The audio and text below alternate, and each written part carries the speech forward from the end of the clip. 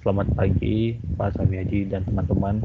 Pada hari ini saya akan mempresentasikan proposal penelitian saya yang berjudul Evaluasi Penerapan Sistem Informasi Akuntansi atas siklus penggajian dan pengupahan pada Digital Library Cafe and Gravity Group. Di bab 1 pendahuluan terdapat 4 poin, yaitu latar belakang. Yuki, itu mic-nya kenapa kok terdengar kayak berisik sekali? Oh ya, ini saya rusak Pak. Oke. Mungkin kena sesuatu gitu sehingga berbunyi. Kalau jangan ditaruh sesuatu kalau misalnya itu headset gitu, jangan ditaruh di dekat baju atau biar tidak tergesek. Oh iya. Di bab 1 terdapat 4 poin, yaitu latar belakang, tujuan, dan penelitian. Pada latar belakang, penulis menyampaikan setiap perusahaan bertujuan mendapatkan keuntungan dan menjaga kelangsungan hidup perusahaannya. Untuk mencapai tujuan tersebut, perusahaan membutuhkan sumber daya, salah satunya adalah sumber daya manusia atau karyawan. Sebagai tenaga kerja, manusia merupakan penggerak jalan aktivitas operasi perusahaan. Oleh karena itu, pengelolaan sumber daya manusia secara tepat merupakan kunci keberhasilan perusahaan dalam mencapai tujuan. Pemberian kondisi kerja yang baik, perlakuan yang adil dari atasan, promosi, dan tunjangan yang kompetitif sangat diperlukan agar karyawan menjadi lebih termotivasi untuk bekerja dan meningkatkan kinerjanya. Gaji dan upah yang diberikan kepada karyawan di setiap akhir periode merupakan salah satu bentuk kompensasi. Untuk dapat mengorganisir gaji dan upah karyawan, perusahaan menggunakan sistem informasi. Sistem informasi sangat diperlukan untuk menghasilkan informasi pada setiap aktivitas yang sedang dijalankan pada suatu perusahaan. Sistem informasi memiliki fungsi untuk membantu manajemen dalam kepengurusannya bertanggung jawab dalam mengatur sumber dayanya secara tepat, mendukung pengambilan keputusan manajemen, dan mendukung kegiatan operasi perusahaan setiap hari. Berarti sistem informasi sebagai penyedia informasi bagi personel yang melakukan kegiatan operasi untuk melakukan tugas-tugas secara efektif dan efisien setiap saat. Penerapan sistem informasi akuntansi penting dalam memberikan informasi atas aktivitas akuntansi, salah satunya pada siklus penggajian dan pengupahan. Sistem penggajian yang dirancang dengan baik memiliki kelebihan pada informasinya, yaitu informasi yang dihasilkan tepat waktu serta dapat diandalkan.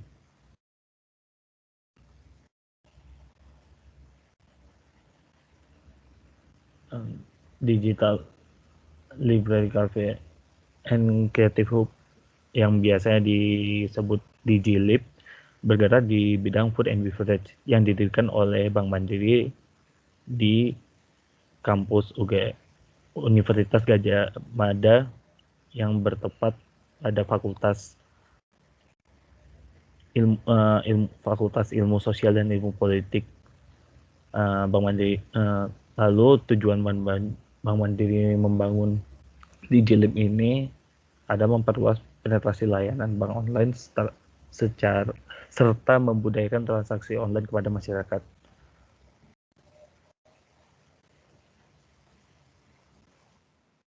Terdapat beberapa kendala yang terjadi selama penerapan sistem informasi akuntansi pada siklus penggajian.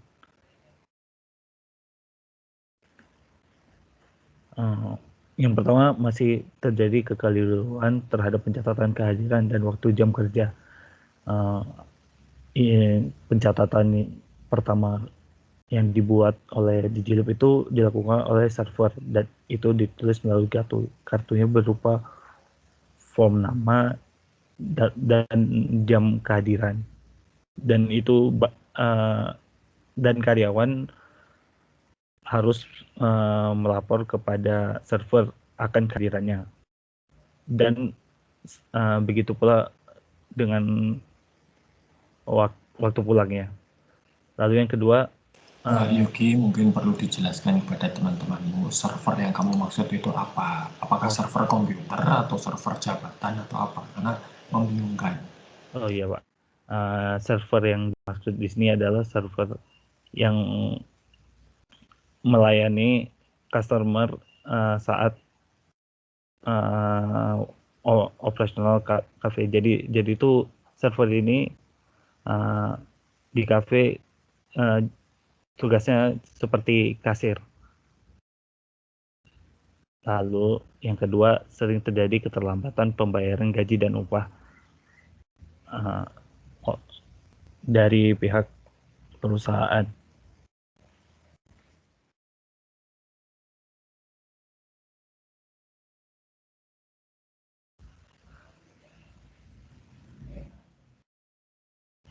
Lalu rumusan masalah yang bisa diambil adalah apakah penggunaan sistem akuntansi penggajian dan pengupahan pada di JLIP sudah memadai atau belum. Tujuan dan manfaat penelitian.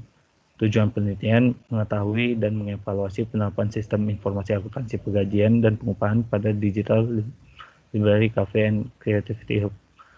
Manfaat penelitian. Hasil penelitian ini diharapkan dapat menjadi informasi yang berguna untuk membantu DigiLib dalam mengevaluasi dan mengetahui bagaimana penerapan sistem informasi akuntansi penggajian mereka, serta memberikan informasi yang jelas dan terperinci dalam menentukan kebijakan yang tepat dalam perhitungan gaji dan pengupahan. Lalu bab 2 adalah landasan teori. Terdapat 6 poin di dalam bab 2. Yang pertama, sistem informasi akuntansi, siklus penggajian dan pengupahan, evaluasi, dan metode PICIS. Sistem informasi. Sistem adalah kumpulan dari elemen-elemen yang berintegrasi untuk mencapai sesuatu tertentu. Ini penulis mengambil teori dari Susanti pada tahun 2016. Menurut MacLeod, informasi merupakan data yang telah diproses atau memiliki arti. Adapun karakteristik yang penting harus dimiliki oleh informasi seperti relevansi, akurat, ketepatan waktu, dan kelengkapan. Sistem informasi adalah, menurut Chris Miyaji, sistem informasi adalah cara-cara yang terorganisir untuk mengumpulkan, memasukkan, mengelola, serta menyimpan data, dan cara yang terorganisir untuk menyimpan, mengelola, mengendalikan, dan melaporkan informasi sehingga sebuah organisasi dapat mencapai tujuan yang ditetapkan. Berdasarkan definisi di atas, penulis dapat menyimpulkan bahwa sistem informasi adalah rangkaian atau komponen yang saling berkaitan, mengumpulkan, memproses, menyimpan, dan melaporkan informasi yang akurat, tepat waktu, dan teruji kelengkapannya untuk mendukung pengambilan keputusan demi mencapai tujuan perusahaan. Selanjutnya, sistem informasi. Menurut Puspitawati, sistem informasi akuntansi adalah suatu sistem yang berfungsi untuk mengorganisir formulir, catatan, dan laporan yang dikoordinasi untuk menghasilkan informasi keuangan yang dibutuhkan dalam pembuatan keputusan manajemen dan pimpinan perusahaan dan dapat memudahkan keputusan manajemen. Lalu menurut Romney, sistem informasi akuntansi adalah sumber daya manusia dan modal dalam organisasi yang bertanggung jawab untuk persiapan informasi keuangan dan informasi yang diperoleh dari mengumpulkan dan memproses berbagai transaksi perusahaan. Lalu menurut Chris Miyaji, sistem informasi akuntansi adalah sebagai kumpulan yang terintegrasi dari subsistem atau komponen baik fisik maupun non-fisik yang saling berhubungan dan bekerja sama satu sama lainnya untuk mengelola data transaksi yang berkaitan dengan masalah keuangan menjadi informasi keuangan. Berdasarkan definisi di atas, penulis dapat menyimpulkan bahwa sistem informasi akuntansi merupakan sebuah sistem yang mengumpulkan, mencatat, menyimpan, dan juga memproses untuk mengolah data transaksi yang berkaitan dengan masalah keuangan menjadi informasi keuangan yang bermanfaat untuk pengambilan keputusan dalam mengoperasikan bisnis. Gaji dan upah. Menurut Mulyadi, gaji umumnya merupakan pembayaran atas penyerahan jasa yang dilakukan oleh karyawan yang mempunyai jenjang jabatan manajer yang dibayarkan secara tetap per bulan. Sedangkan upah umumnya merupakan pembayaran atas penyerahan jasa yang dilakukan oleh karyawan pelaksana atau buruh. Selanjutnya, siklus penggajian dan pengupahan. Menurut Romney, siklus penggajian adalah serangkaian aktivitas bisnis dan kegiatan pengolahan data yang terkait yang berhubungan dengan pengolahan karyawan perusahaan secara efektif. Dalam kegiatan siklus penggajian, ada beberapa langkah dasar yang bisa diterapkan oleh setiap penggajian yang membayarkan gaji kepada karyawannya melalui sistem penggajian. Yang pertama, melakukan update file induk penggajian. Yang kedua, perubahan tarif dan pajak. Yang ketiga, keabsahan waktu dan data kehadiran. Lalu keabsahan waktu dan kehadiran terbagi dua. Yang pertama, skema pembayaran, dan kedua, peluang untuk menggunakan teknologi informasi. Yang keempat, menyiapkan daftar gaji. Yang kelima, pembayaran daftar gaji. Yang keenam, kalkulasi kompensasi dan pajak. Lalu, evaluasi. Menurut Daryanto, evaluasi merupakan suatu proses menggambarkan, memperoleh, dan menyajikan informasi yang berguna untuk menilai alternatif keputusan. Lalu, jika menurut Purwanto, evaluasi adalah proses merencanakan, memperoleh, dan menyediakan informasi yang sangat diperlukan untuk membuat alternatif keputusan. Evaluasi sebagai proses sistematis. Menurut Dimyati, evaluasi sebagai proses sistematis untuk menentukan nilai suatu tujuan, kegiatan, keputusan, unjuk kerja, proses, orang, objek, dan yang lainnya berdasarkan tertentu melalui penilaian. Metode Pitches dikenal oleh James Weatherby pada bukunya System Analysis and Design, Traditional Best Practice, Fourth Edition. Pitches merupakan metode evaluasi yang terdiri dari aspek performance, information, ekonomi, kontrol, efisiensi, dan service.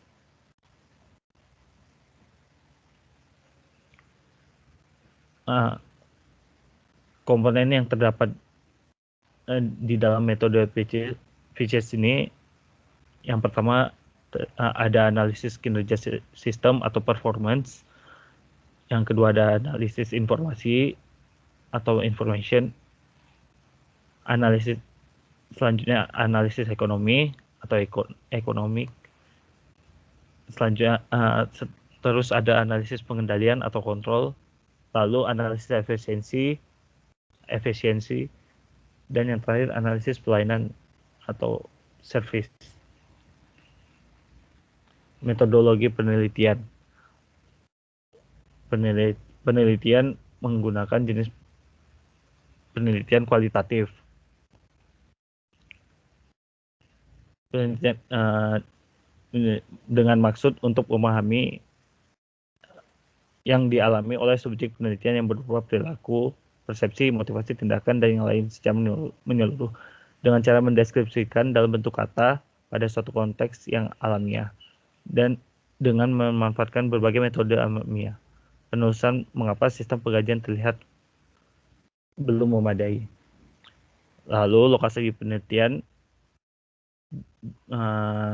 di Digital Library Cafe and Creative Hub di Jalan Sosio Justisia, Visipolu GM, Karangmalam, Catu Tunggal, Kabupaten Sleman, daerah Jogja Istimewa.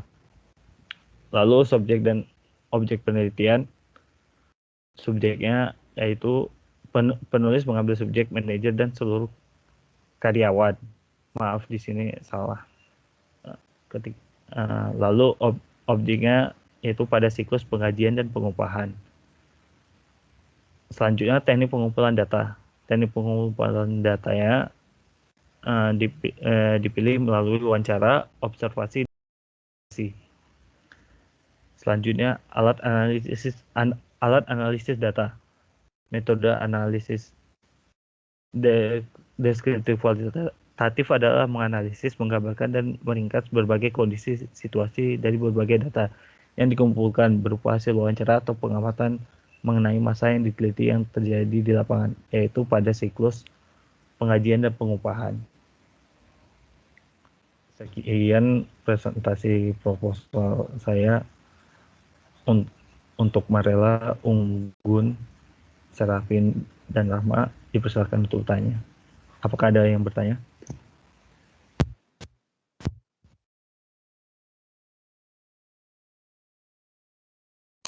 Silakan kalau ada yang mau bertanya pada Yuki.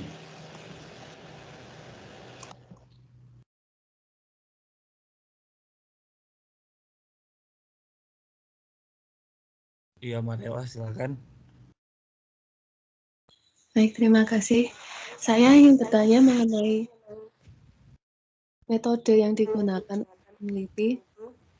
Mengapa memilih metode PICES? Baik, akan saya tampung dulu pertanyaannya. Yang lain, ada yang ingin bertanya?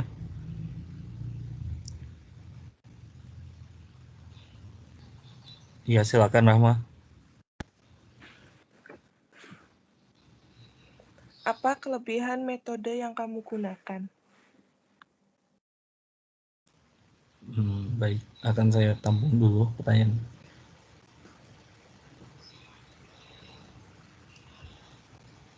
Apakah ada lagi yang ingin bertanya?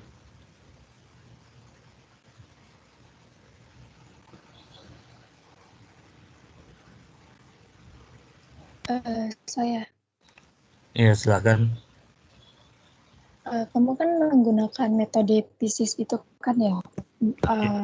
Apa metode itu yang paling cocok digunakan di dalam penelitianmu itu, dan kalau misalnya dari metode itu kekurangannya juga apa kayak gitu. Oh iya, baik, akan ditampung dulu pertanyaannya. Terima kasih bagi yang bertanya. Mungkin saya akan mencoba mencari jawabannya. Terima kasih.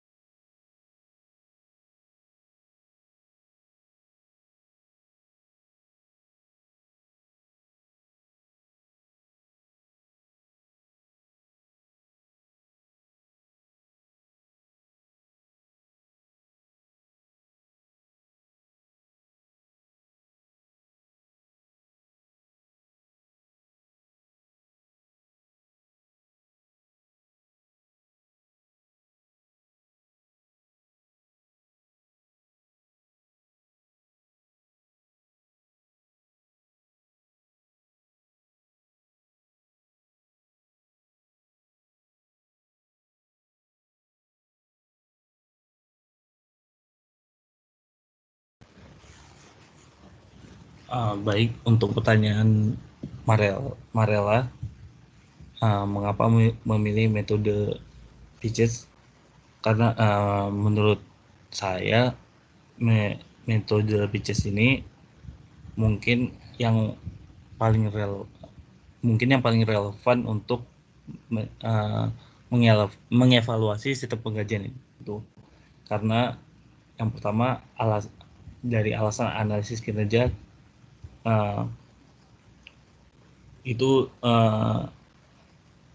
menganalisis waktu yang digunakan untuk menyesuaikan perpindahan pekerjaan. Maksudnya tuh apa pencatatan di dalam di DLab itu masih gunain catatan manual di bagian servernya yang tadi saya jelasin. Nah, itu tuh kan masih ada waktu di mana server menyatat dan lalu diserahkan kepada. Pertanyaannya itu mengapa itu cocok, bukan menjelaskan apa yang terjadi di situ.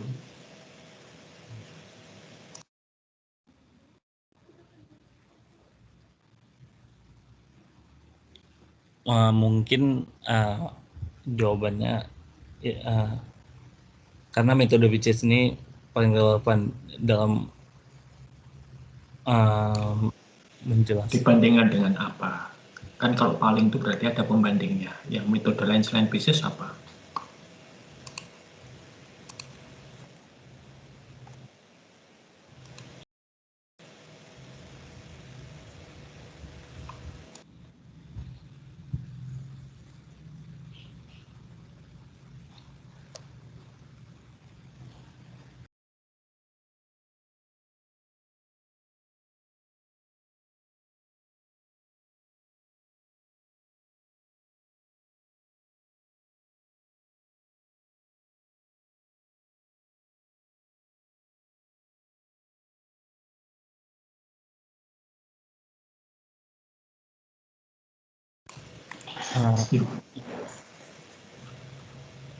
Ya maksudnya lebih. Pertanyaan saya, kamu kan tadi mengatakan paling, berarti kamu sudah membandingkan metode PCS dan metode yang lain. Nah, metode lain apa yang sudah kamu bandingkan dengan PCS ini? Metode TAM. Apa? Metode teori teknologi acceptance model. Ya. Yuki. Iya, Pak. TAM, teknologi acceptance model. Iya, Pak. Itu bukan untuk evaluasi sistem. Itu melihat penerimaan teknologi. Dan ini teknologi apa? Itu masih manual kok, nggak ada teknologinya.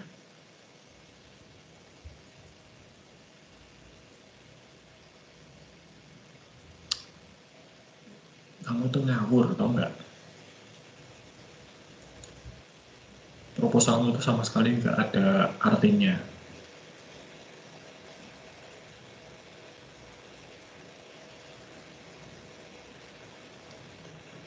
Jelas pengkajiannya bermasalah, ya. Mengapa harus dievaluasi? Sudah jelas-jelas tadi bermasalah, kan sering telat, sering salah. Itu sudah bermasalah, nggak perlu dievaluasi, orang juga sudah tahu. Jadi untuk apa dievaluasi? Pakai PCS lagi yang kompleks. Nggak usah pakai PCS, orang juga sudah tahu bahwa itu bermasalah. Jadi kenapa harus pakai PCS? Itu pertanyaannya.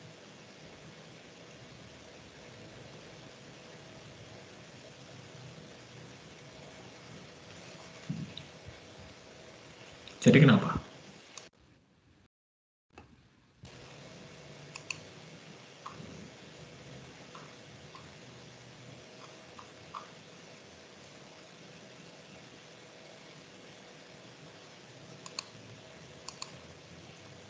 Kenapa Yuki?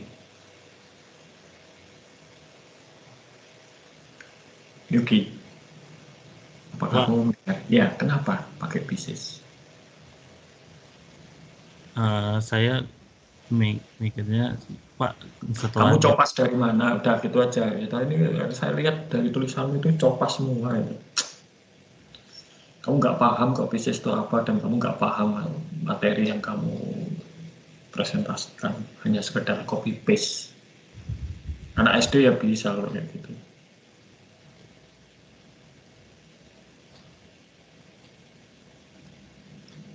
Kamu niru papernya siapa ini?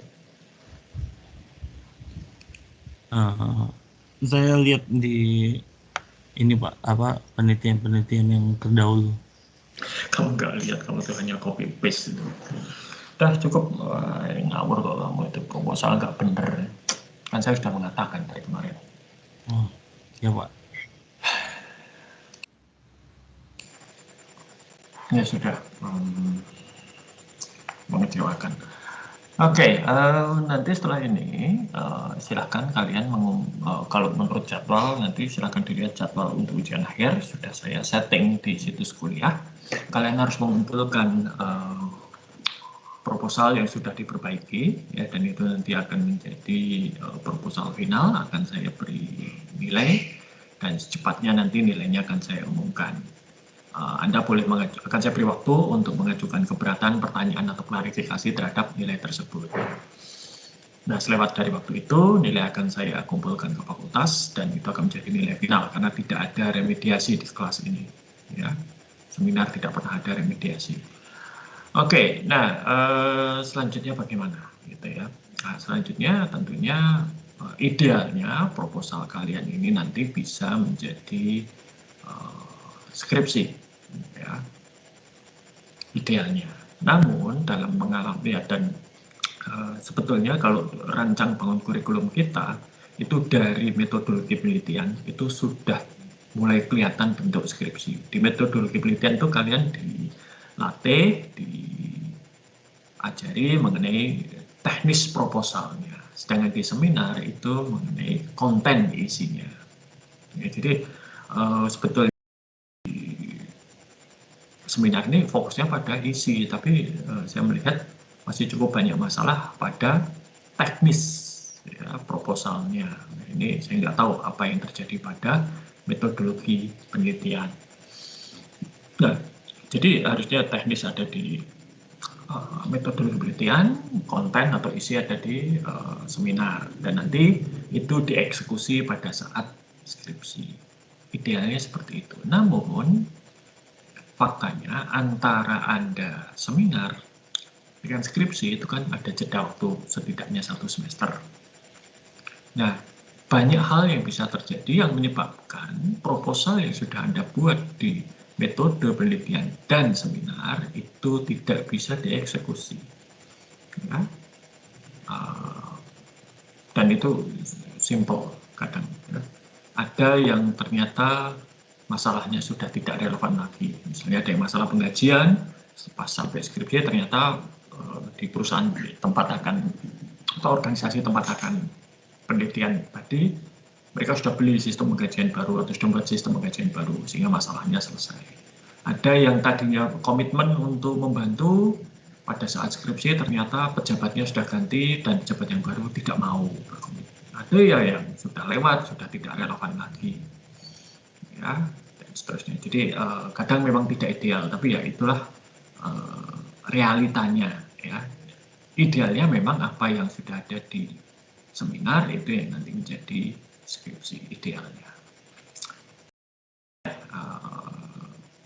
Terima kasih sudah bersama-sama kita menempuh seminar ini selama 1 semester, dan sayang sekali tidak bisa bertatap muka langsung karena kondisi pandemi ini. Ya. Nanti silahkan segera dikumpulkan untuk sesuai dengan apa yang sudah saya set di situs kuliah, ya, direvisi. Dan selamat belajar untuk ujian akhir dan semoga sukses dengan studi Anda. Sampai jumpa pada kesempatan yang lain. Selamat siang dan sampai jumpa.